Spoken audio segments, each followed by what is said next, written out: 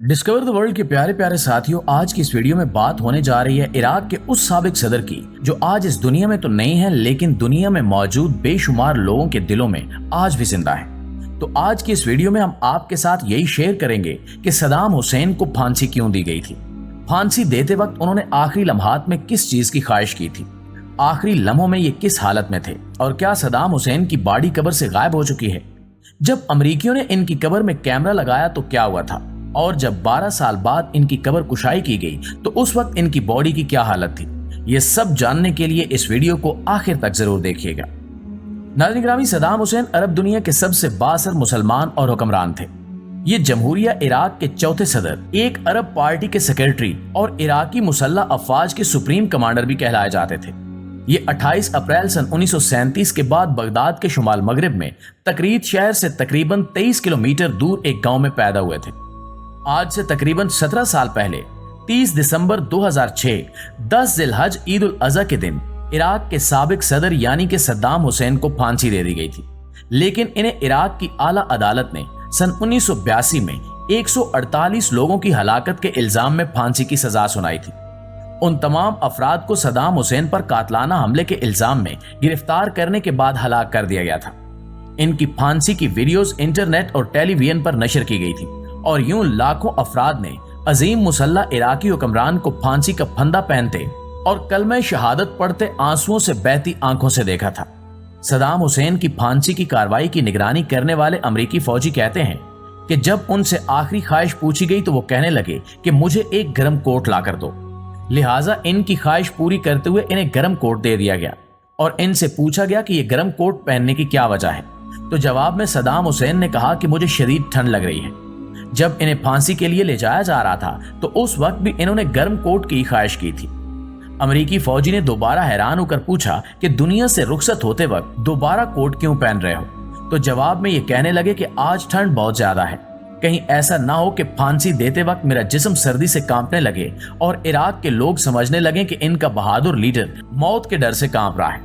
अमरीकी सिपाहियों का कहना था कि सदाम हुसैन आखिरी लम्हात में काफी सुकून से थे और उनके चेहरे पर मुस्कुराहट वाज़ेह दिखाई दे रही थी। एक सिपाही का तो यह भी कहना था कि सुबह होते हुए सदाम हुसैन ने अपनी पसंद का नाश्ता मांगा और इसके बाद वजू करके नमाज फजर अदा की, जिसके बाद वो फांसी के इंतजार में अपने बिस्तर पर बैठकर कुरान मजीद की तिलावत करते रहे। सच तो यह है कि उस वक्त अमरीकी अफवाज आखिरी लम्हों में सदाम हुसैन की मुस्कुराहट से खौफ महसूस कर रही थी और मौत अपने सामने पाते हुए भी सुकून महसूस करने के सबब सिपाहियों का ख्याल था कि शायद ऐन वक्त पर कोई धमाका किया जाएगा जिससे सदाम बचकर भाग निकलेंगे। आपको बताते चलें कि सदाम हुसैन की सिक्योरिटी पर मामूर 12 अमरीकी फौजी उनके दोस्त तो नहीं थे, लेकिन सदाम के आखिरी लम्हात में उनके बेहतरीन साथी जरूर थे, जिन्हें 12 सुपर भी कहा जाता है। इन्हें 591 मिलिट्री पुलिस कंपनियों से सिलेक्ट किया गया था और इन्हीं में से विल ब्रैड न्यूपर नामी मुसन्निफ भी थे, जिन्होंने the prisoner in his place किताब भी लिखी थी, जिसमें इन्होंने सदाम हुसैन की जिंदगी के आखिरी लम्हात का जिक्र भी किया है। वो कहते हैं कि जब इन्हें फांसी देने वाले सिपाहियों के हवाले किया गया तो इनके मुहावजों की आंखों से आंसू बह रहे थे। इनका कहना था कि हमने कभी भी सदाम को एक कातिल के रूप में नहीं देखा, बल्कि हम तो इन्हें ग्रैंडफादर के तौर पर देखते थे। ये आखिरी दिनों में अपनी पसंदीदा बाइक पर भी बैठा करते थे। मीठा खाना इन्हें बेहद पसंद था, हर वक्त बस कुछ मुनफिद खाने की तलाश में रहते थे। मुसन्निफ अपनी किताब में लिखते हैं कि आखिरी अयाम में सदाम का लोगों के साथ रवैया काफी नरम था। ये सिगार पीने के भी काफी शौकीन थे और हर वक्त सिगार इनके पास जरूर मौजूद होता था। ये बागबानी के भी काफी शौकीन समझे जाते थे। इसी वजह से वो अपने कैद खाने के गिर्द मौजूद बिखरी हुई झाड़ियों को खूबसूरत फूलों के तौर पर तोड़ते रहते। ये अपनी खुराक के मामले में भी काफी हसास थे। नाश्ते में ऑमलेट लेते थे या फिर ताजा फल खाते। अगर इनका ऑमलेट कहीं से भी टूट जाता तो वो इसे खाने से इनकार कर देते थे। शहीद करने के बाद इनकी मैयत को इनके आबाई कस्बे अल अरूजा में दफन किया गया, जिसके बाद उसी जगह इनका मकबरा बना दिया गया। उस वक्त के अमरीकी सदर जॉर्ज डब्ल्यू बुश ने खुद इराकी साबिक सदर की लाश को फौजी हेलीकॉप्टर के जरिए बगदाद से शुमाली शहर तकरीब में मुंतकिल करने का हुक्म जारी किया था, जिसके बाद हर साल 28 अप्रैल को सदाम के चाहने वाले इनके मकबरे की जियारत करने आते हैं। ये इनकी बरसी का दिन है, जब स्कूल के बच्चों से लेकर बड़ों तक सैकड़ों लोग कब्र की जियारत करने आते हैं। लेकिन 12 साल बाद जब किसी वजह से इनकी कब्र कुशाई की गई तो लोग देखकर हैरान रह गए कि इनका चेहरा वैसे का वैसा तरोताजा था। ना तो इनकी आंखें बाहर आईं और ना ही इनका चेहरा कहीं से गला सड़ा। इनकी दोबारा से कब्र खोलने की वीडियो सोशल मीडिया पर भी वायरल हुई थी, जिसमें लोग ऊंची ऊंची आवाज में कलमा तैयबा का विर्द कर रहे थे।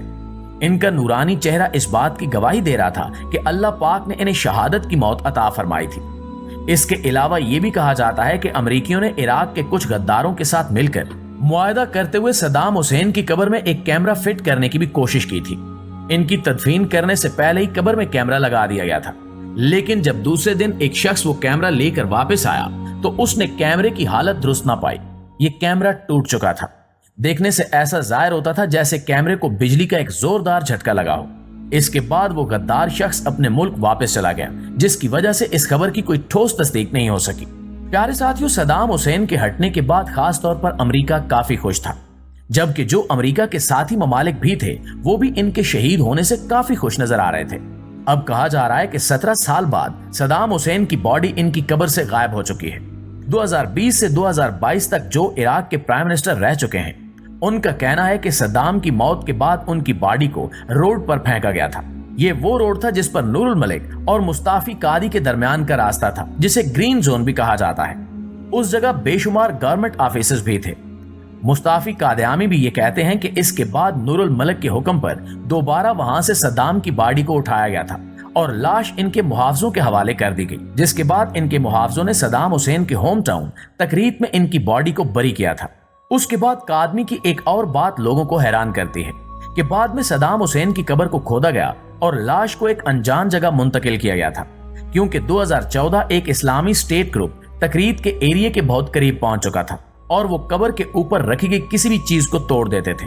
सद्दाम हुसैन की सबसे बड़ी बेटी जॉर्डन में रहती हैं। जब उनसे पूछा गया कि आपके वालिद की बॉडी कहाँ है, तो उनका जवाब था कि सद्दाम हुसैन की बॉडी बहुत जल्द इराक को वापस कर दी जाएगी, जिससे साबित होता है कि इनकी बॉडी इराक से बाहर मुंतकिल की गई थी। इनकी बेटी के बारे में यही इंकिशाफ किया जाता है कि वो एक त्यारे पर तकरीत आई थी और अपने वालिद की लाश को साथ ले गई, जबकि कई लोगों का कहना है कि ऐसा नामुमकिन है। इनकी बेटी कभी इराक वापस आई नहीं, तो लाश कैसे साथ ले जा सकती हैं?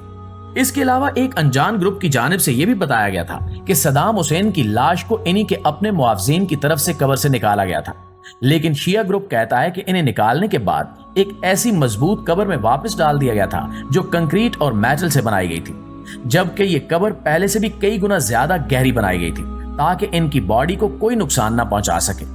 जबकि सद्दाम हुसैन के चाहने वालों का अभी भी ये ख्याल हो सकता है कि वो जिंदा हों और इनकी जगह किसी हमशक्ल बंदे को फांसी दी गई हो। हकीकत में कोई नहीं जानता कि किसने ये काम किया है और सद्दाम हुसैन की बॉडी को कहां मुंतकिल किया गया है। हमारी दुआ है कि वो जहां भी हो, अल्लाह पाक इनके दर्जात बुलंद फरमाए और अरबों को एक बार फिर से ऐसा हुक्मरान नसीब फरमाए। आमीन सुमा आमीन।